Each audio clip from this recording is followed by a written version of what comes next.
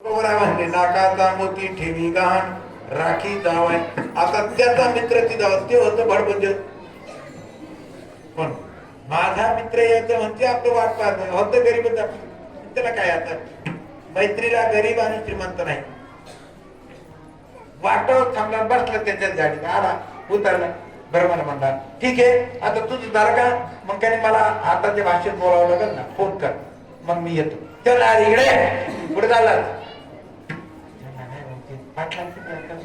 मी येतो परत येतो. ते जर आपलं इज्जतीतलं होतं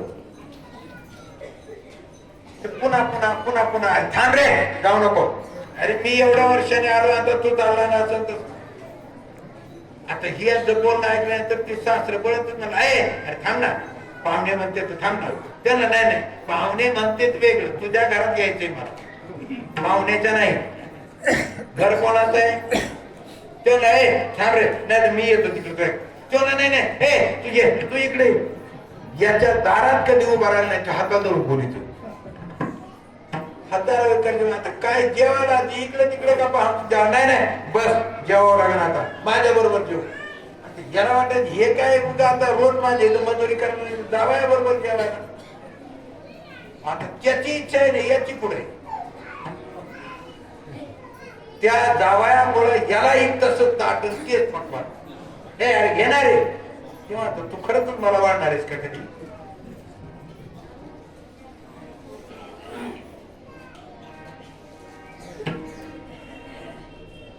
दोन तीन वर्षापूर्वी माझा एक लहानपणचा दोस्त हरिजनाचा दोस्त आला बसला दिवाळीच्या प्रसंगात सगळ्याला आपलं फराळाचं ते आपलं कॉर्पशी बसला कचरून आवाज म्हणलं बस एक मिलियन काढले म्हणून बाकी त्याला तेव्हा ते जरा लाज आला मला पैसे द्या.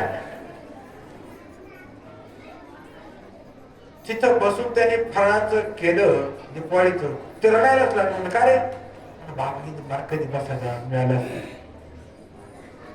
त्याला असं वाटत ती लाज आता ती लाज पण ही त्याला बोलत म्हणा घे ना याचा याची होती त्याचा याची होती. काय म्हणते पूर्वी असं होतं पारधी वगैरे समाज चोऱ्या करायचा आणि चोऱ्या सोनं बिना असलं की शहाणा गडी तो पारद्याचे पार उठून गेले की चिंदे कापायचे. काय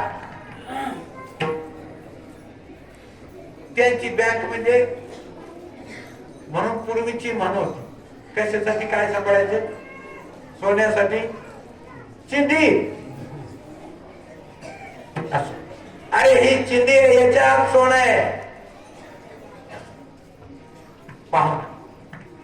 संजय म्हणतोय की त्याला अर्जुनाला जेवायला केलं की तेची अवसरे पाहुणे पातरून आम्हालाही तेच ब्रह्मज्ञानाचे परमुने गेले अर्जुनाला घेणारा की तेची अवसरे पाहुणे पातरून वेळ कळावी असो यमाचा मी पाहुणा सांगत होतो यमाचा पाहुणा प्राणी हो.